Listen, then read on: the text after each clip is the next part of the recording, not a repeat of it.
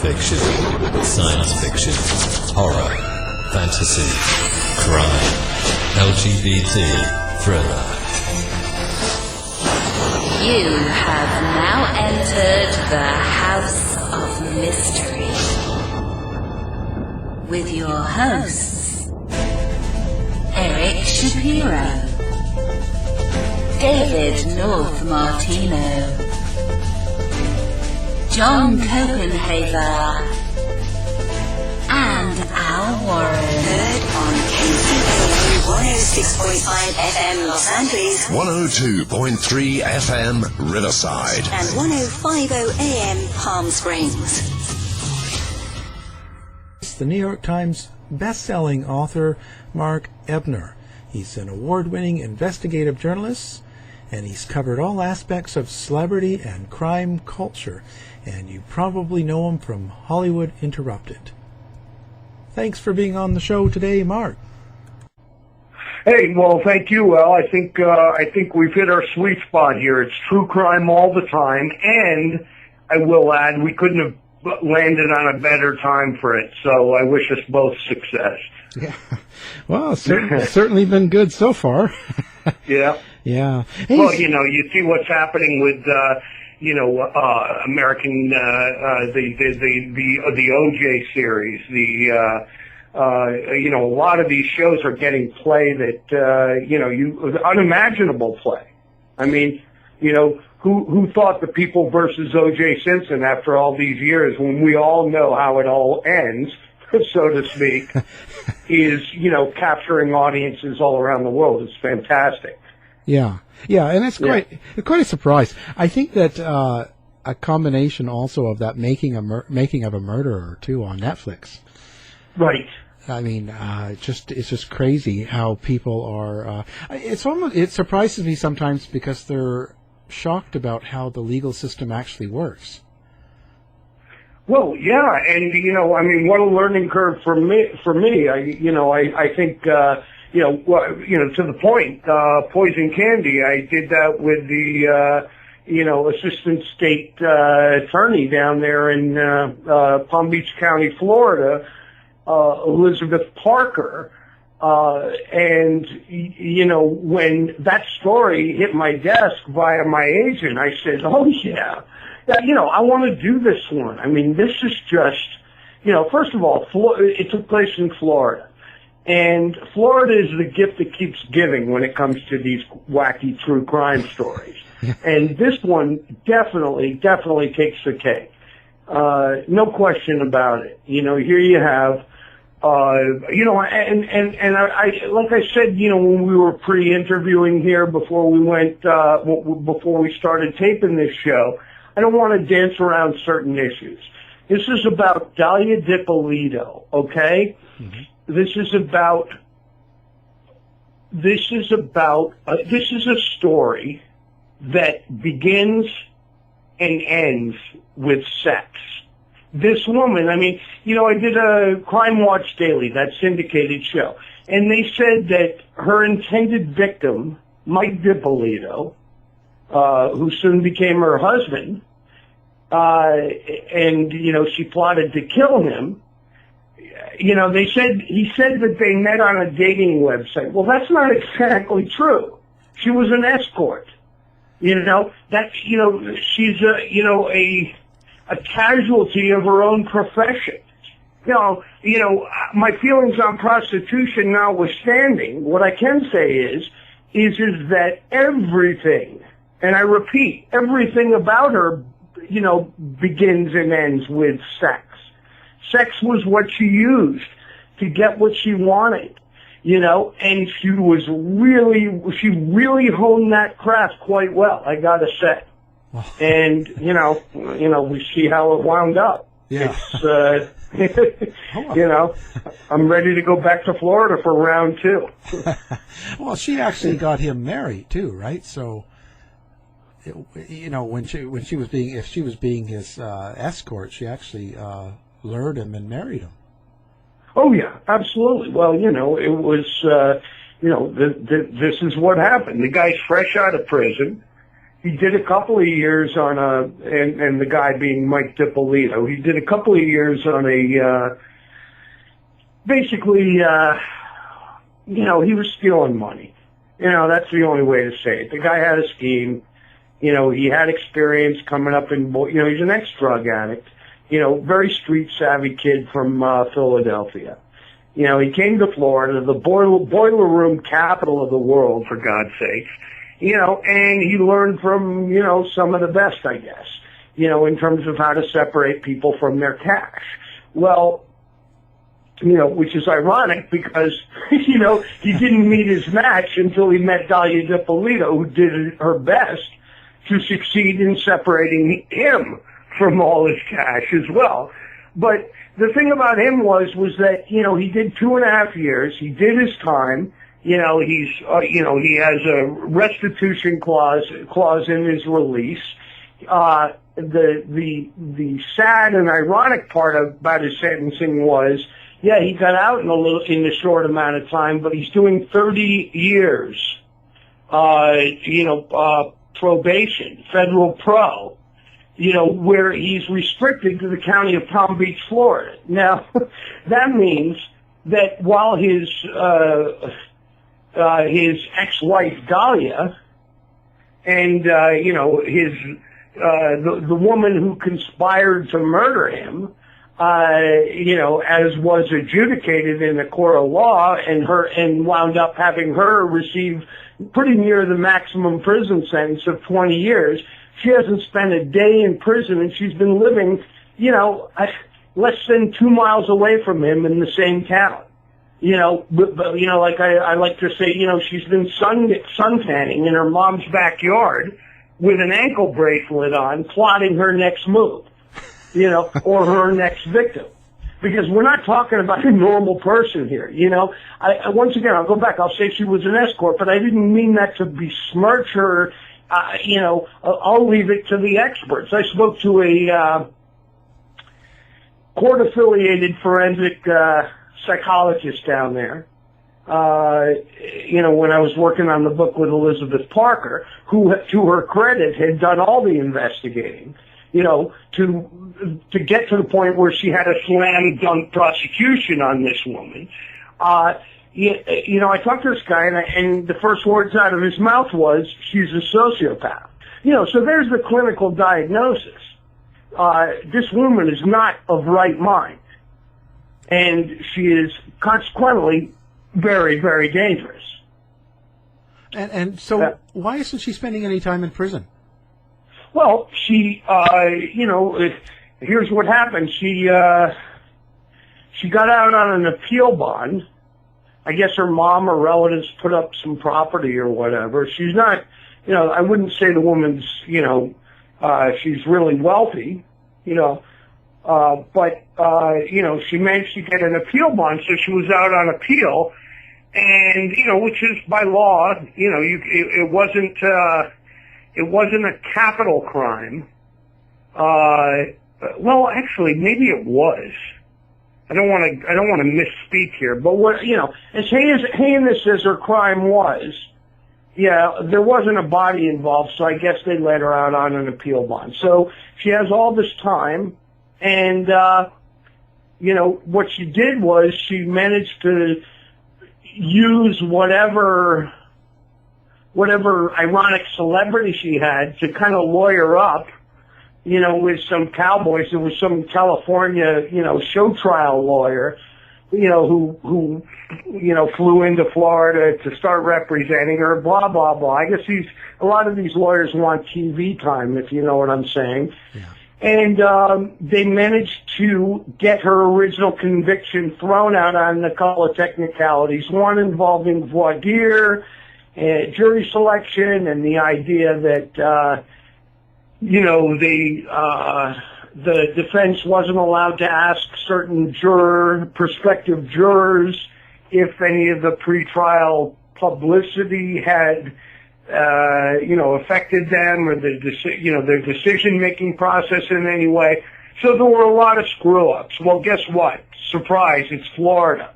Lawyers and cops down there are screwing up all the time in case no one hasn't, noticed. However, once again, it still leaves me head scratching that she hasn't done a day in prison, when the fact is that the case was airtight against her. Like they say, videotape doesn't lie. Yeah. Yeah. Well, but what's she saying? She's saying, from what I heard, that she was just acting in a reality. Well, it wasn't real. It was for a reality TV or something. Yeah, it was the reality show defense, which her original trial attorney, that's what he put out there, and it was pretty weak. It was like, it was the way things played out was kind of surreal. That the local police department decided that once they knew she was plotting to kill her husband for sure, from direct, eyewitness sort of evidence being brought before them by one of her lovers. She's married to Mike Dippolito, but you got to believe she had more than one side pieces, as it were, going on in her life. Other than men that she could use and, abuse without them even knowing it. This guy, who had an ongoing relationship with her, his name is Mohammed Shahada. Basically, he, owns some convenience stores down there in Palm Beach County. And he also, he had actually been on television. He had appeared as a glorified extra, maybe in a couple of episodes of that show Burn Notice. So there was this air of like drama around her life, but at the same time, this guy realized she was serious. She wanted to kill her husband, and she proved that to him on several occasions, blatantly. He went to the cops. And, he pretty much, let them run the show, and they signed him up as a confidential informant before he had a chance to think about it. And, then they're orchestrating this big sting on her. And the idea was that they were going to go along with the ruse. He was going to be wired, and it would also be videotaping because most of their business took place in a car.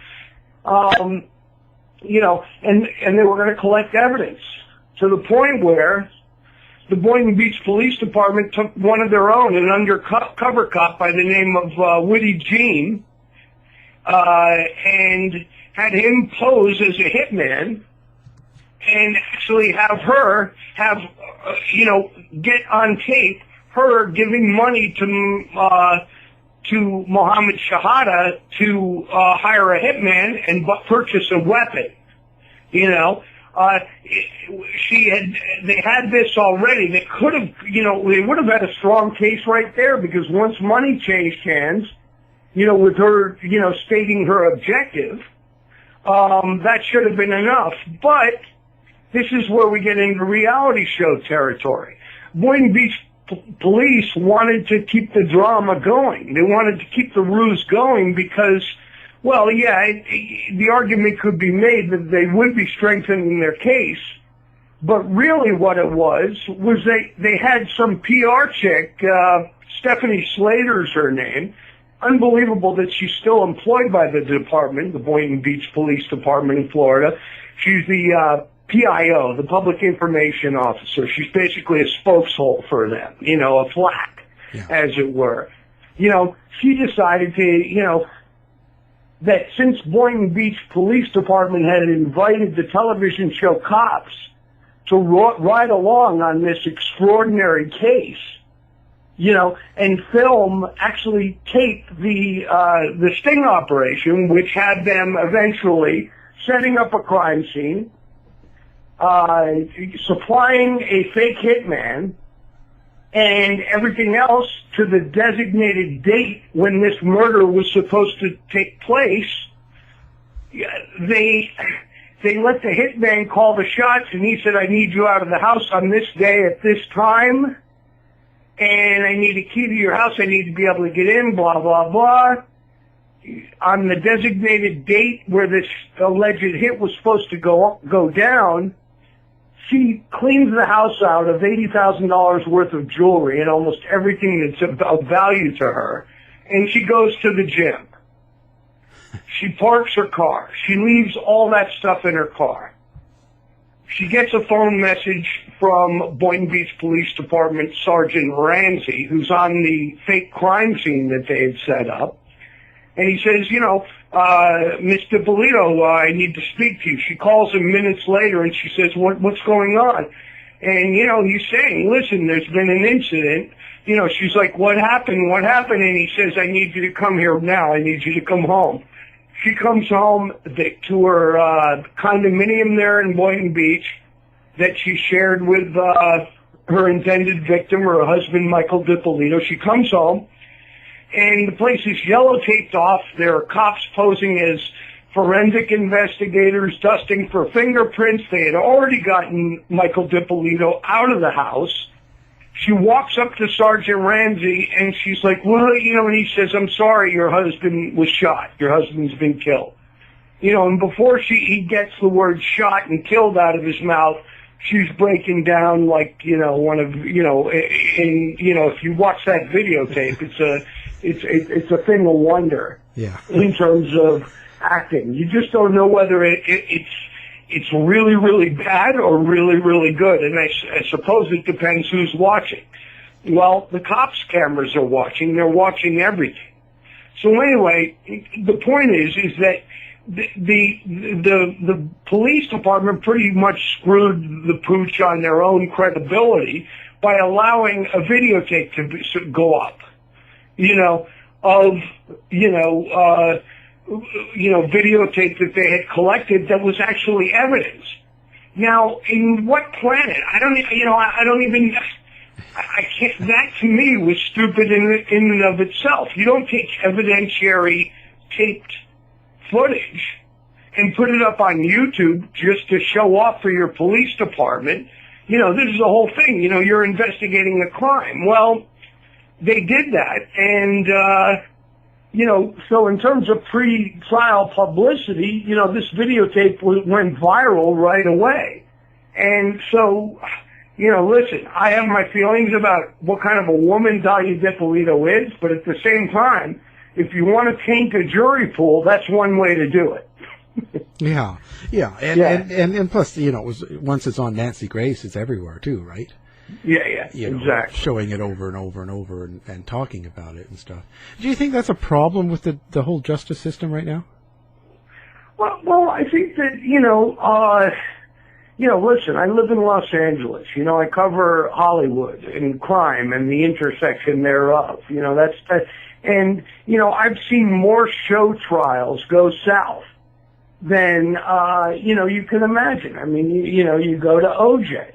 You go to, anytime there's, this, basically what there is, there's just a lot of, popcorn eating time and a lot of unnecessary drama that goes into these things, and it's manufactured by the people who are supposed to be doing their jobs and meting out justice. And, you see it all the time, and it's unfortunate. And hence, her reality defense, actually, it's sort of like, you sit back and you go, how absurd is that? She's saying that she was in a reality show, but was there a reality show company involved?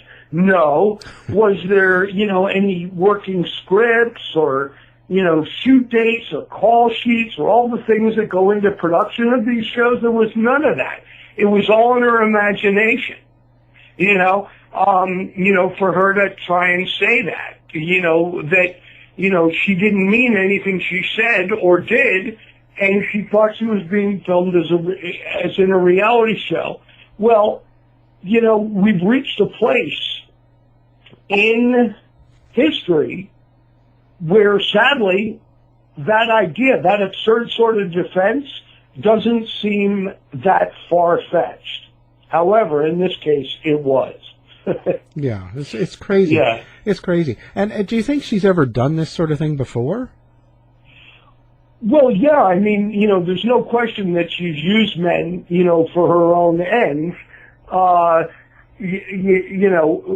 Prior to having, you got to understand, she didn't wake up one morning and say, I want to kill my husband. No, she had to first, in a span of, 6 months. I mean, these two were newlyweds. She had to get his money first. Yeah. The guy had a nest egg of about $240,000. And, and understand, talk about scamming the scammer. This is a guy who, had just gotten out of prison for defrauding people, was getting defrauded by the person that he shared a bed with. She found ways to, to create ruses to A, get his money away from him. B, spend it on other guys who would help her with other enterprises that she may be considering or being involved with. And, at the end of the day, the way she established those relations, like I said at the top, it all began and it ended with sex. Apparently she was just incredible between the sheets. And, men could not say no to her. And so, yeah. Had she conspired to kill another person? I don't think so, but she certainly had used and abused men all of her adult life, her short adult life. And now what is the husband? Where is he now, and what's he kind of doing, and how's he react to all of this? Well, he's in a tough situation. He's got 30 years probation restricted to the county of Palm Beach, Florida. He's kind of imprisoned in his own town, at the scene of the crime, as it were. He's wanted to, he went to prison for selling false foreign currency to people. Basically getting them on the phone and running a phone scam and taking their money. And he owed about, I think he owes like just under $200,000 in restitution.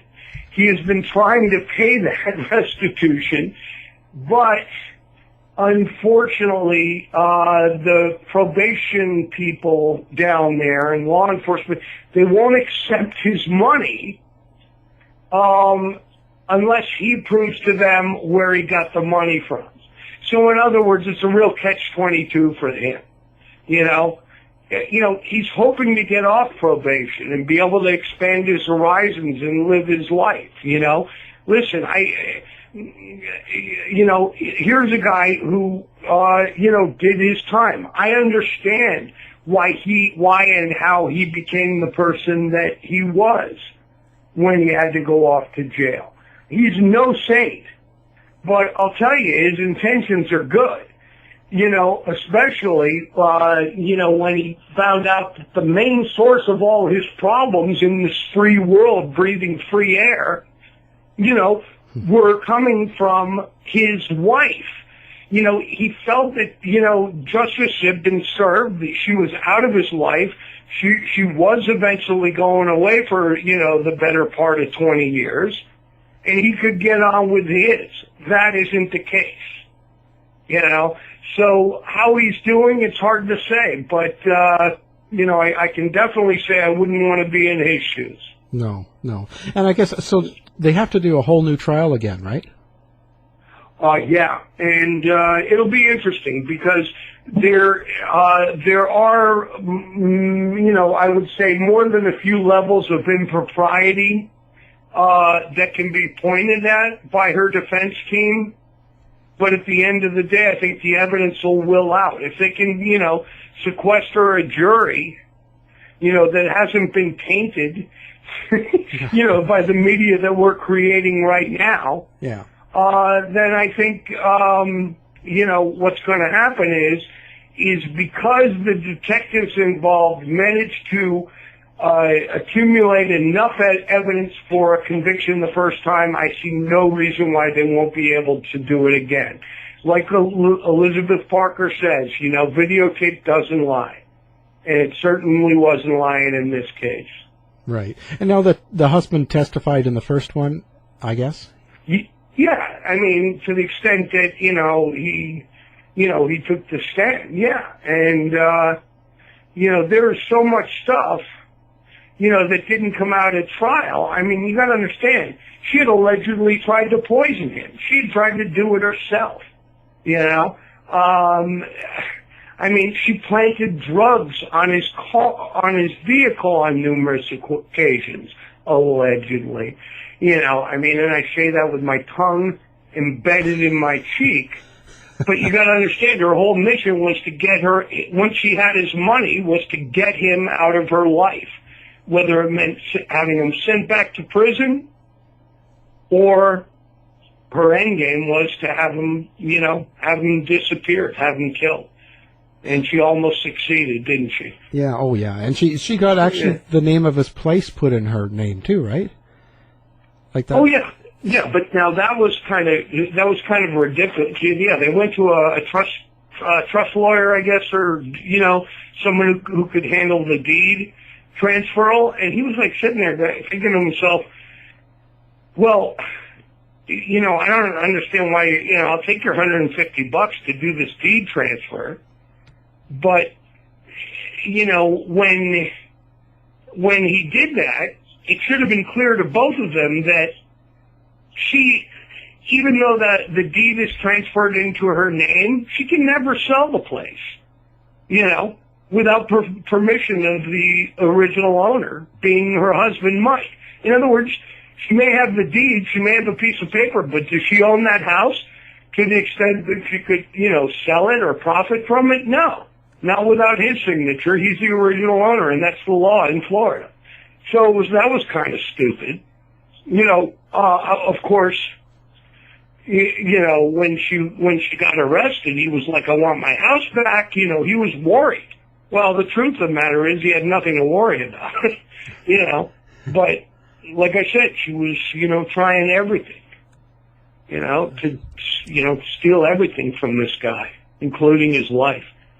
That's just crazy. And he didn't get it even when she tried to poison him before? Well, he's, I guess the moral of that story is, I don't want to sit here and call him a dumbass. It's easy to be excuse my language, it's easy to be, an armchair sort of criminologist and say, wow, this guy was a complete sucker and a dupe. But then, again, I say to anybody who's thinking that and scratching their head over the whole thing, I say once again, do not ever underestimate the power of sex. It's incredibly powerful.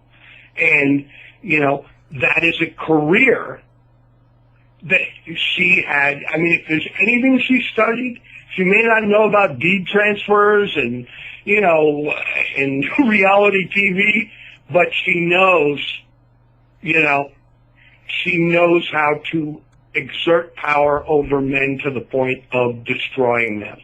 She knows it well. Wow, that's quite a story. Yeah. And now the book's out now, right? Yeah, actually, it came out in 2014. It's enjoying a resurgence now. It was a tremendous learning curve for me. I had the advantage of working with the woman who prosecuted the case, a really good investigative prosecutor. And then I had all the files. I mean, it was like you couldn't have handed me a better story to be able to put my pen to, because it was all there due to the, investigative work of the prosecutor.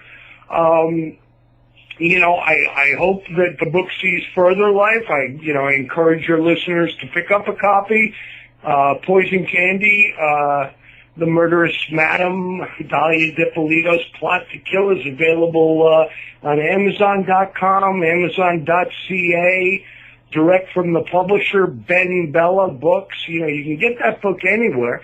And, it's definitely some worthwhile reading, because no matter how much you think you know about this creature, Dalia Dippolito, and what she managed to do within a 6-month period, to her husband. Let that be a cautionary tale that everyone should read. That's all I can say. Yeah. Yeah. And so you've been doing Hollywood Interrupted. Well, Hollywood Interrupted I did with the late great Andrew Breitbart back in 2004, 2005. That was when, our New York Times bestseller, and I only say that not to boast, but it is definitely something that, any author should aspire to if they want to make their parents proud. I think it means a lot more, to your legacy than it does at that exact moment when you hit that list. But yes, Hollywood Interrupted was our thesis was that celebrity is a disease, and that with Andrew Breitbart coming from the right and me coming from the left, we both met on the same page with our mutual loathing for Hollywood, and we decided to stage an intervention of sorts, and that's how we came up with Hollywood Interrupted and our laundry list of, crazy, if not criminal Hollywood behavior. And then after that, I struck out on my own and did a gnarly true crime book called 6 Degrees of Paris Hilton, which is available from Simon & Schuster. And then we Have Your Husband, which is a kidnapping case with the late Jane Garcia Valseca, who managed to get her husband, who had been kidnapped in Mexico, managed to get her husband back after he was literally imprisoned in a box buried under the ground for 6.5 months. That was made into a Lifetime movie of the same name, We Have Your Husband. And then I went up to Canada and I did Being Uncle Charlie with Bob Deasy, a guy who in the OPP, which is, as you know, is Canada's version of the state police, had a, illustrious 25-year career where he very rarely came out from being undercover. Consequently, he managed to take down the Italian mafia, Hells Angels, all sorts of drug dealers, just some great, great stories. And he perfected something up in Canada which is known as Mr. Big. Should I explain what Mr. Big is? Yeah, because you can't leave us without explaining that. Yeah, it's pretty good. I mean, Being Uncle Charlie, Random House Canada, a collaboration that I'm really proud of. Being Mr. Big is essentially where the undercover agent poses as as the big criminal, the top dog, the gang leader, the top mafioso, if you will. And basically what he did was and they use it to solve cold cases. And in this case, it was a murder. And basically the way the Mr. Big operation works is he's all blinged out. He's got the gold chains and, rented a suite at the Four Seasons. Meanwhile, him and his other undercovers had been nurturing this suspected murderer, on the street, to do their bidding, so they would stage, like a tractor trailer heist, some crimes, and have him involved with it, using their own money, their own vehicles, and their own resources, And so this low-level guy who they suspect of committing a cold case murder, all of a sudden feels like he's moving up in the organization, to the point where one day he's been summoned by Mr. Big and taken up to that hotel suite. And he sits down, he's nervous, he's meeting the Big Cheese, and the Big Cheese is actually our undercover guy, my co-author Bob Deasy, who says, listen, you've been doing some great work for me out there. I want you to be part of this thing of ours, if you will, And the guy's getting excited. Oh, my God, I'm moving up. This is great. And he says, listen, but, I'll tell you, you're sitting up here with me, and I know that if you walk out that door, and you hit the street and you get pinched on the street, the first name you're going to give up is me. And the guy's like, oh, no, I'm not a rat, Yeah. And he says, yeah, shut up. You're a rat. Okay, we're all rats. But here's the thing. You're going to give me something of equal or greater value. You know who I am. You know what kind of operation we're running here. Now I got to hear something about you. And he had the guy confessing to that very murder inside of 15 minutes. And that's the Mr. Big scam in law enforcement in Canada. Down here they call it entrapment. But up there, it's a finely honed law enforcement tool. So anyway, that was a fun book. And, just sitting here looking for my next one. How do you find these? Like, these all seem very different in their subject. So what leads you to them? Well, a lot of times, for books, a lot of time it's as simple as, something coming across my agent's desk that will get me involved with a collaboration. When I'm doing freelance crime stories, basically I just have a good nose for them. It's well honed over the years. I've been at this game for, 3 decades now. And I have a pretty good sense about what makes for a good story. So, I think it's a combination of my own wits and decent representation. Right. Yeah. Yeah, and so now you're doing the website too, Hollywood Interrupted, aren't you? Or yeah, I have HollywoodInterrupted.com. It was basically a placeholder site. I have broken some stories on there. Certainly the biggest one would be Bill Cosby. I'm not going to say I was the first, no. But I was certainly pretty early on in 2006. I had on the record sources saying that they drugged him and raped him. Bill Cosby, drugged and raped him. And I put it out there, and I was met with silence. Nobody wanted to go after Cosby. My own agent, I was at William Morris at the time. I floated the idea as a book,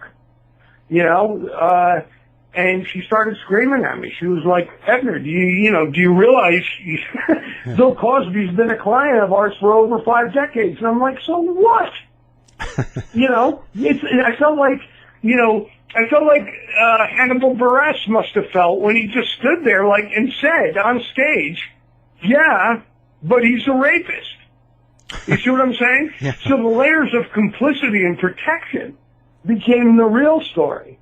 And, here I sit scratching my head, years later, wondering why I still don't have a book deal. Yeah. No sour grapes. It's just, No. it's classic. Well, why didn't that break then? Like, what made it do it all of a sudden now in the last short time? What happened was that, honestly, Bill Cosby was just too big.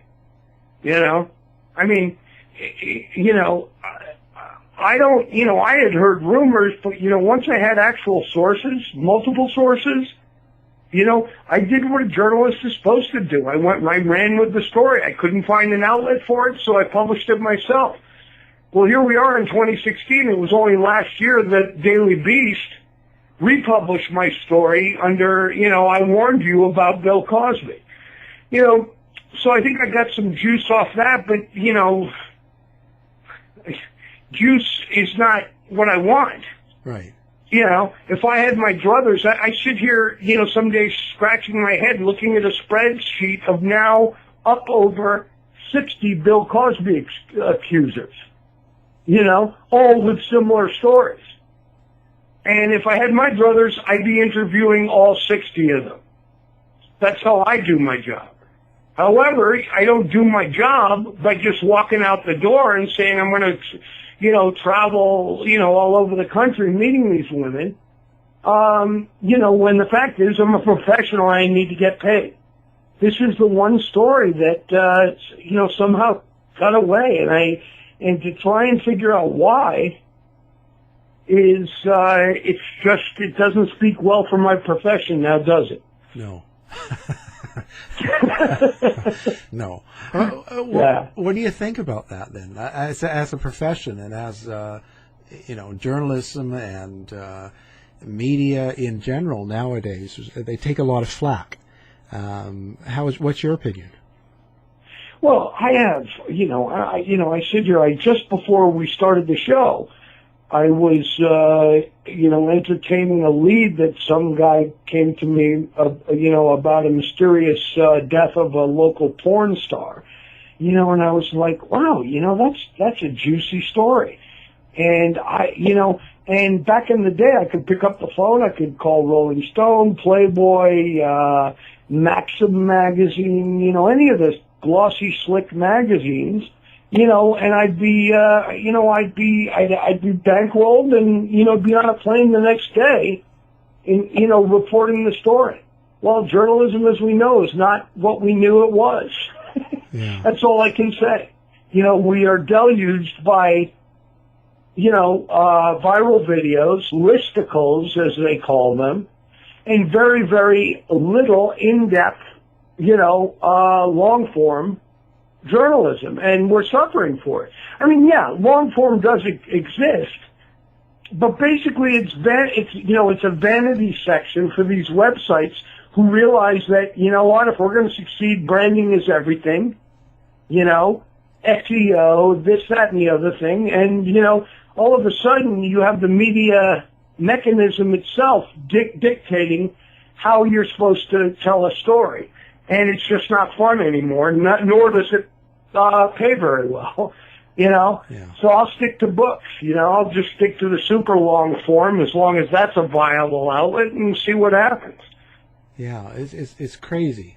Yeah. I mean, that's why I appreciate talk radio. I mean, at least we can have a conversation and, get an entire thought out to the world. Yeah. It's getting harder and harder to do that with the printed word. And I'll tell you, in terms of checks and balances, you saw what happened with the Panama Papers, that monstrous leak of all those, dignitaries, celebrities, politicians, who have been, squirreling billions of dollars away, literally bleeding their own countries. I mean, when you look at something like that, hopefully that's a wake-up call that says, there are good journalists out there. They had 400 journalists working on that, going through 11 million, documents. I don't know how many terabytes, 2.6 terabytes worth of stuff. I mean, that's the kind of stuff I like to dig myself, my teeth into. But, and believe me, those kind of stories cross my desk every day. Not necessarily of that magnitude, but really great, profound stories. And the outlets just aren't there, So, it's kind of like I have to focus with a single-mindedness of purpose. I have to focus on the story that's in front of me. And if I have to bleed out 300, 400, 600 pages, that's what I'm going to do. Yeah. And we'll see how the market responds. Yeah, there seems to be a lot of the American public is not so much interested in that anymore. It seems to be they're all interested in the quick flash. Yeah, well, and that's how they're being raised, and that's unfortunate. My sister's a school teacher, and she pulls her hair out trying to get her kids to read. Why would they read? They got Game Boys. They listen to me. I'm like, anything I say that involves technology, I'm probably 8 generations behind, so I shouldn't be the one pontificating about that. But at the same time, it's like, when we lose our written word, that means that in journalism and, nonfiction, and we lose all sense of perspective. Nobody's minding the story. And, and then when these big leaks like the Panama Papers or Snowden or any of that stuff comes down, the world is shocked, and I mean shocked. Like, how could have this been happening? And I'll say, well, it might have been stopped, if, if the right journalists who had the opportunity were allowed the opportunity within the parameters of their profession to start investigating it in the first place. Yeah. It's a strange world we live in. Do you find there's any news organization or journalist organizations out there left now that are just doing that sort of work? I think anybody who's still, I don't want to slag any of my colleagues who are, working at the wire services or, cranking out news day in, day out, but I think it's just as frustrating for them as it is for me.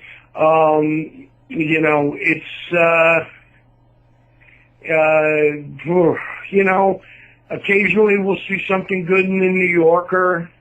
Time Magazine still has it. But my sweet spot was men's magazines, and they've all gone by the wayside. I hear Playboy is getting sold now. Yeah. And that may be, it may be too little too late on that one. I have no idea. But the goal is, I think the art of storytelling is still there, and, let me just put it this way. From what I'm losing in terms of, journalism gigs, I think that ultimately the story will prevail. And, I've had some tastes of having my work exploited into ancillary markets, i.e., movies and television and that sort of thing. And, I think if anything's changed for me is, and I'll be the first to admit it, when I'm putting a story together, I'm thinking about telling it, ways to tell it. And, and it also affects my writing, good, bad, or indifferent. I'm writing for, ultimately for the payday, which is going to come, from publishing a piece, whether it's on my website, HollywoodInterrupted.com, or some magazine, or some website, or a book. Ultimately, I'm not paying my rent until some sort of deal is made where the real money comes in, and the real money still, and it's true to this day, comes from Hollywood. What they do with your work after that, listen, if my refrigerator's full, my rent is paid, and my wife and I can take a vacation in August, then so be it, Yeah. But, I'm looking to other media is really where it's at. Yeah. Is there anybody that inspires you right now? I'd have to say, I would have to say Gay Talese. He just, this is a senior man of letters. He's taken some heat. He's been called a sexist because he publicly said that no woman writer has ever inspired him. I heard he's walked that back. But, I don't find that to be sexist. I just think it sounds like a guy who maybe doesn't read all that much. He's too busy writing great stories and books, He has a piece, I'm trying to remember the title in it. It's about a voyeur that he had met in the 60s. It's in the current issue. You can find it online in the New Yorker. A guy who, to satisfy his voyeuristic tendencies, bought a hotel in Aurora, Colorado, of all places, and created a way to spy on the people that checked into his hotel from the rafters without them knowing he was being watched. And he called himself he felt like he was like an anthropologist, and he took notes on their sexual proclivities and their grooming habits and everything else. And he had been doing this for years, and he basically became all consumed by his own sort of fetish.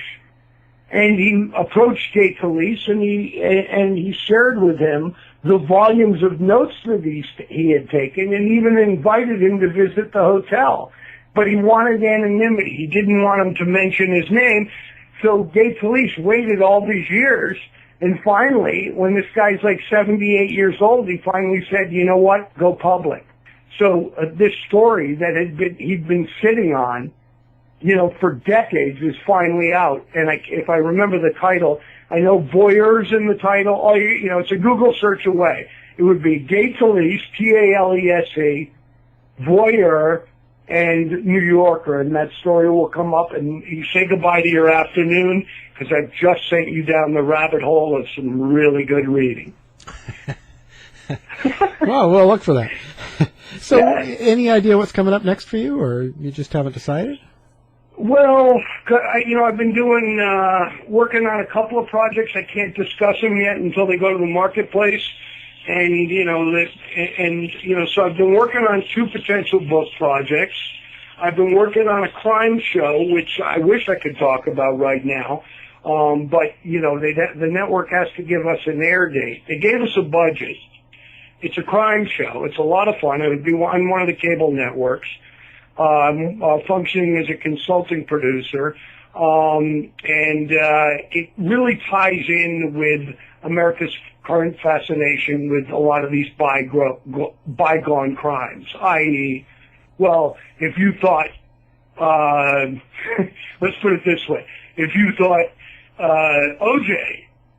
was the show trial of the century, well, you'd probably be right. Let's not forget Robert Blake. Right. Let's not forget Phil Spector. Let's not even forget Winona Ryder. I mean, in other words, we're going across the board in a lot of, fresh ways to look at old crimes. And I'm having fun with it. Yeah. No, that sounds really interesting. Yeah, that's cool. Yeah, so I'm staying busy. Yeah. And I live in Southern California. I got no business complaining. No. Yeah. Except for you need a little extra water. Yeah. Okay. We'll get it. Yeah. So let's give out your contact information one more time if anybody has something. Okay, listen, any of your listeners are welcome to contact me directly. This may seem rare, but when you live in an age of no privacy, you might as well hide in plain sight. I can be reached directly by anyone interested at Mark Ebner 59, all one word, at gmail.com. My website is another place to go noodle around, www.hollywoodinterrupted.com. And to the point of our conversation, it's never too late to have a look at Poison Candy. And, that's available everywhere. So, I thank you for the time. I really enjoyed speaking with you today, Al. Yeah. And, anybody's welcome to contact me, and let's do it sometime again soon, shall we? Oh, I'd love to. Thanks Very for good. being on. Yeah. Oh, great. My pleasure, Al. Take care. You've been listening to the House of Mystery radio show. To find out more about our guests, hosts, or shows, go to www.houseofmystery.com. Show's over for now. Was it as good for you as it was for me? Well, good night. This has been a production of Something Weird Media. I'll be back.